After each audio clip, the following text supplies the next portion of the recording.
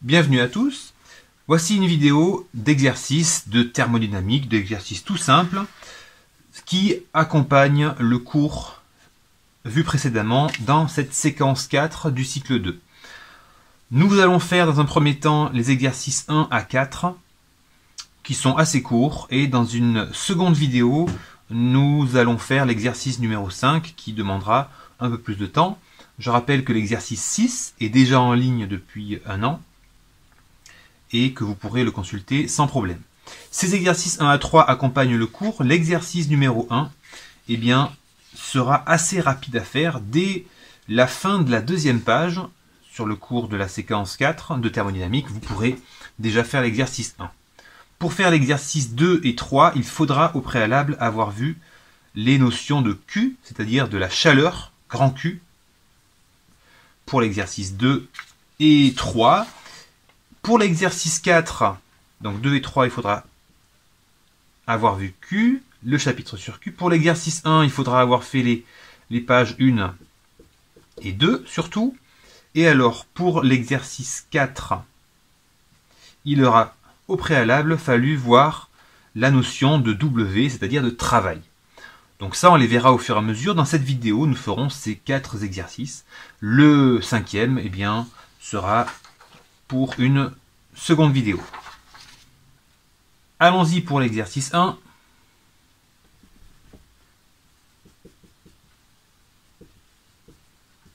Donc suite à la première page et surtout à la deuxième page du cours, on apprend la formule. On indique la formule des gaz parfaits, c'est-à-dire la formule d'état PV égale M RT, formule qu'il faudra apprendre pour les examens et pour les contrôles à venir. Cette formule, très importante en thermodynamique, en tout cas dans un cycle, dans un BTS MV, d'autres BTS évidemment, mais comme ici on est spécialisé dans le BTS maintenance de véhicules, eh bien cette vidéo sera particulièrement pour ces personnes-là. Évidemment, vous pouvez vous inspirer de ça pour répondre et résoudre autre chose. Alors PV égale MRT, la formule des gaz parfaits. Il faut, pour la première question, rappeler l'équation d'état et préciser la signification et l'unité de chaque terme. Alors, c'est très simple. On a la pression P.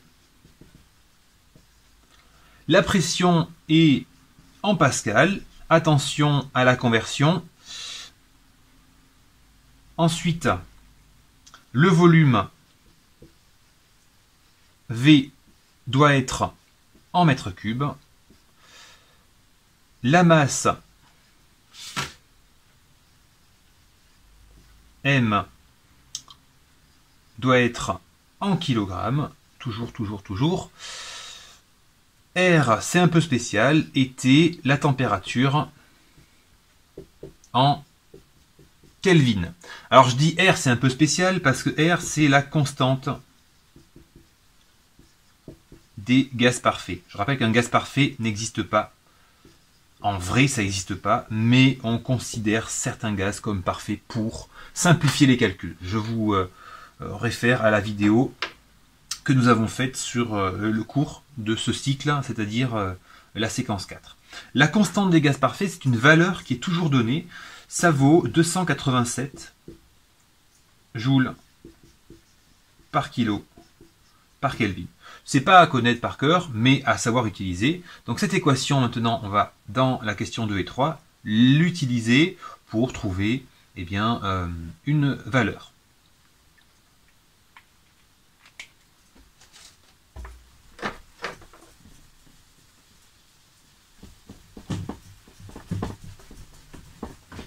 Je vais aller mouiller mon chiffon.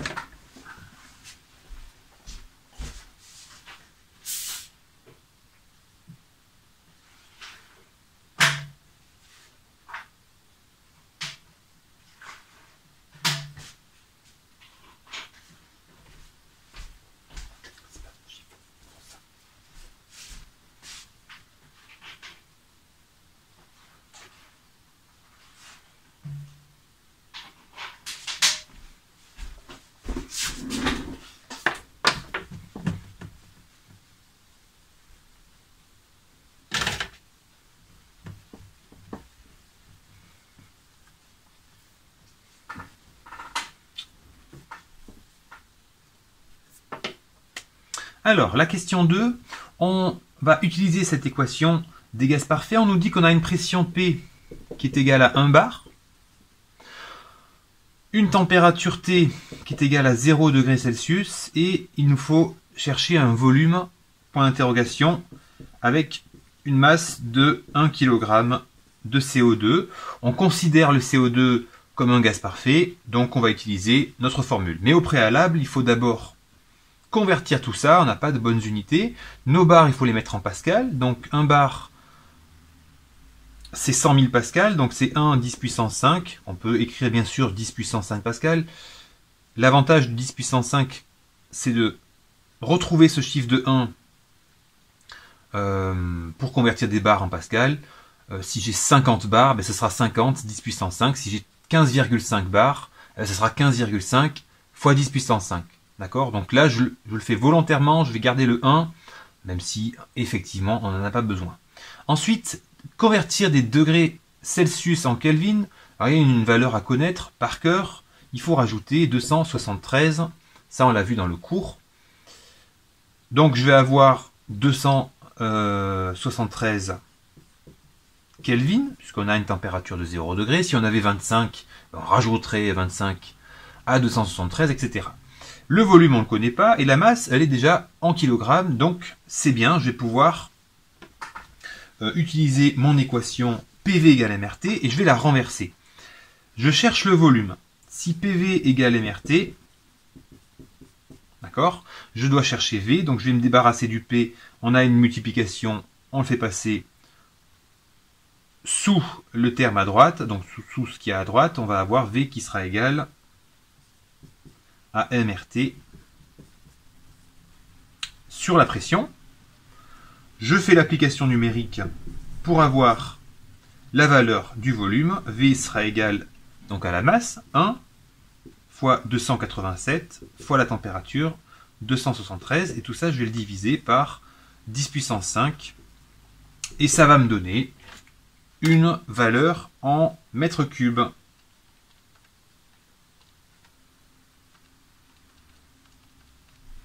Exactement 0,78. J'arrondis à 0,78. Il y a un 35 après, mais voilà. Ça, c'est la question numéro 2. Maintenant,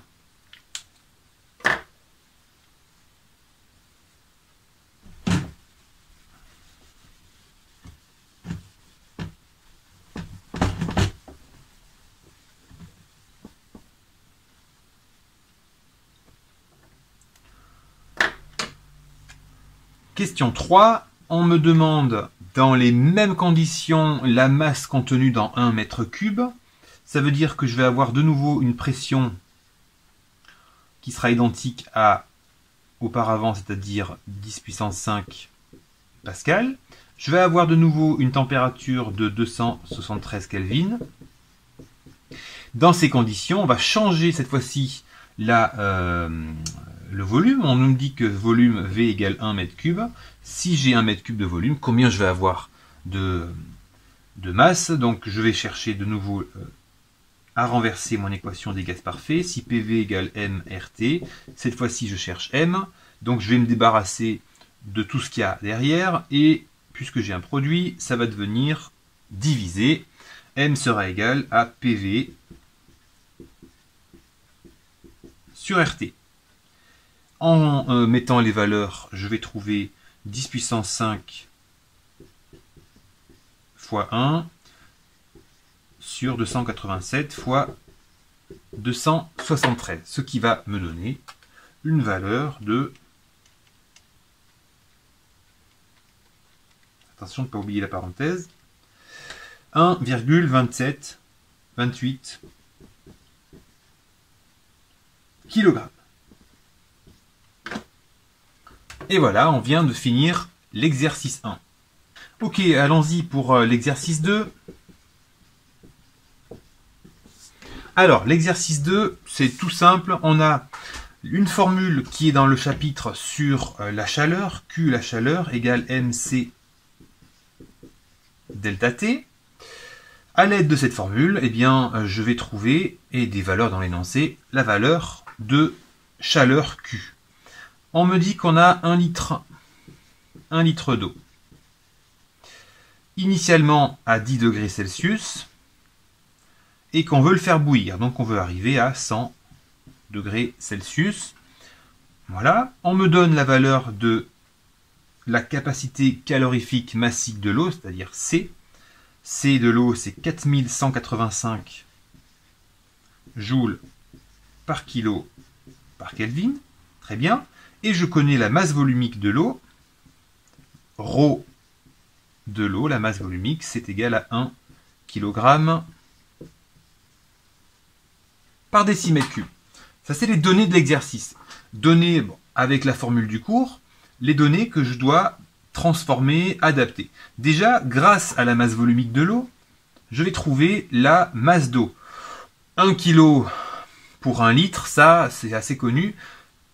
Rappelle que 1 litre correspond à 1 décimètre cube. Donc, je vais avoir une masse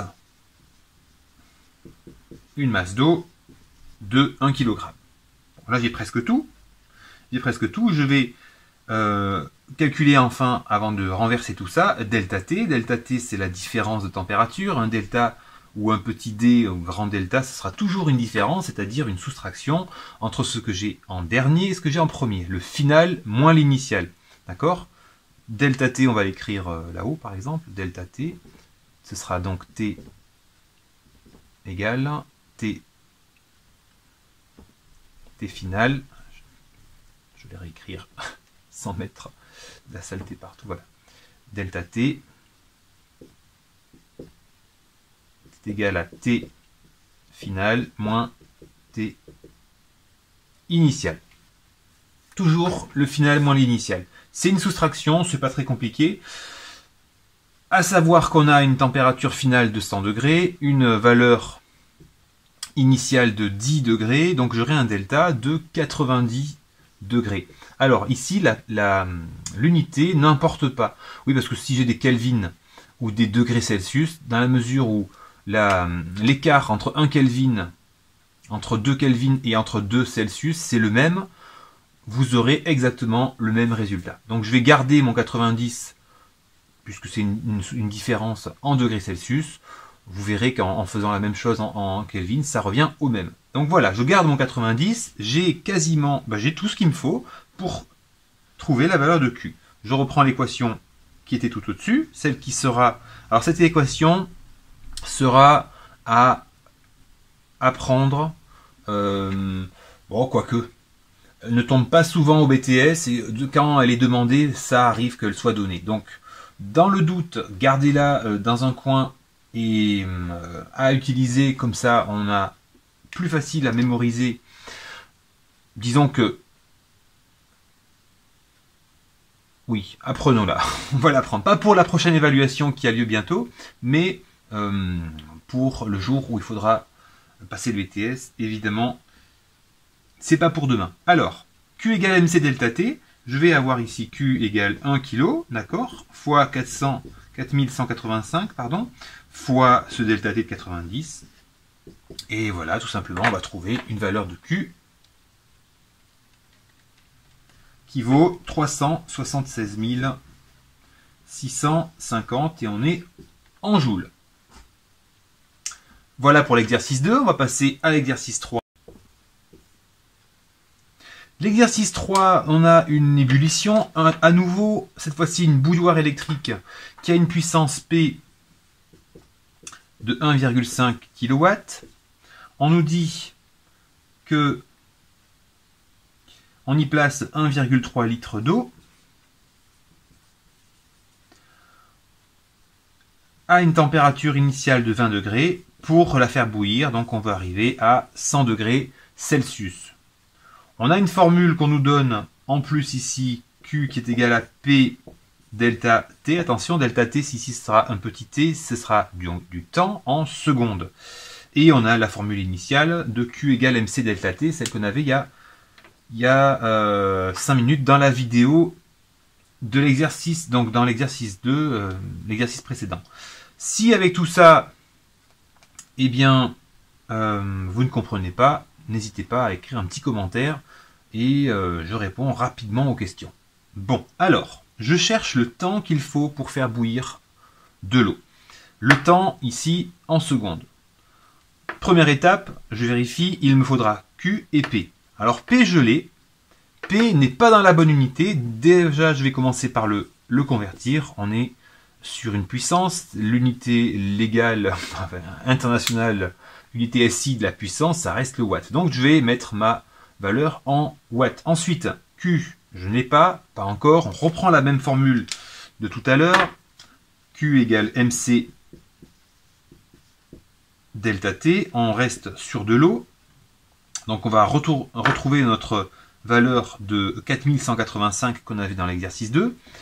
La masse de l'eau, je la retrouve grâce au volume. Donc, je vais avoir 1,3 kg. Et alors, le delta T, on veut aller de 20 à 100 degrés, c'est-à-dire une différence de 80 degrés. Je vais donc trouver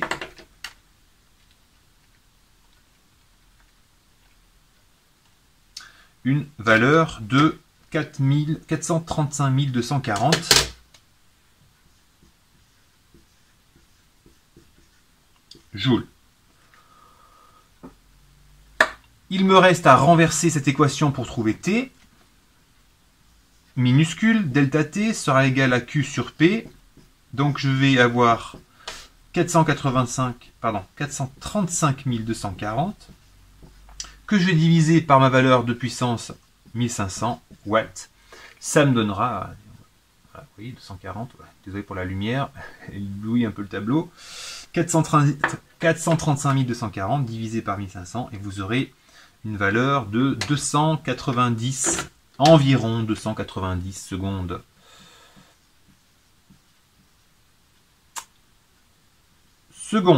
Voilà, donc on a trouvé la valeur.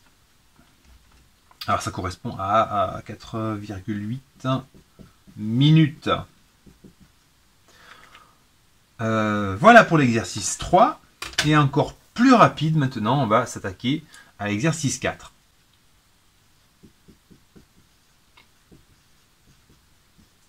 Alors l'exercice 4, il est avec une notion de W. W, le travail. Je rappelle qu'on a vu deux formules. On a vu W est égal à une force fois une distance. W du travail, je rappelle que le travail c'est simplement une valeur en joules qui existe quand on a un déplacement. Q c'est quand il y a de la chaleur, changement de température, ça dépend de delta T. La masse elle est là, C est là.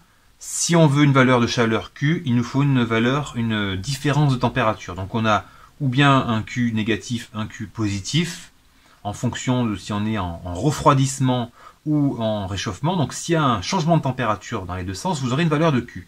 W c'est pareil, mais ça ne va pas jouer sur la température, mais sur le déplacement.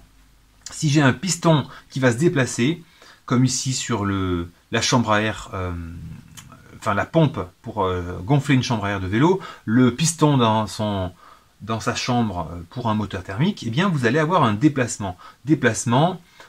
Alors je vais avoir du travail. Quand il y a explosion, il n'y a pas de travail. On considère qu'à l'explosion, c'est une transformation, donc la combustion, où il n'y a pas de travail. W égale 0. Ce sera une transformation isochore. Isochore, ça veut dire que je vais avoir la même valeur de volume. Si j'ai le même volume, ça veut dire que je ne change pas, je ne veux pas avoir un mouvement du piston si j'ai pas de mouvement, parce qu'on a vu une deuxième formule pour ça, on avait dit que W est égal à moins P dV.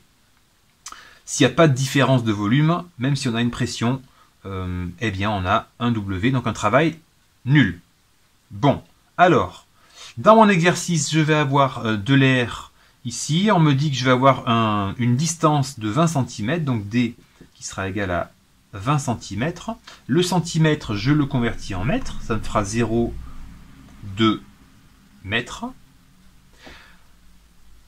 Ensuite, on me dit que je passe de x1 à x2 de 0 à 10 newtons. Donc je vais avoir une force F qui sera égale à 10 newtons. Quel sera le travail exercé? Donc ce sera cette formule que je vais utiliser. Celle-là, je la garde sous la main pour un autre exercice, pour le numéro 5 d'ailleurs. Pardon, pour le numéro 6, le 5 on n'en a pas besoin. Je vais faire force fois distance. Et je vais trouver simplement, donc 0,2 fois 10. Ça nous fera 2 joules exercés. Voilà pour l'exercice 4. Donc on a vu nos 4 exercices, 4 petits exercices liés au cours. Maintenant, dans la vidéo suivante, nous allons travailler sur l'exercice 5, plus long, qui nous fera travailler ces 4 transformations qui sont à connaître.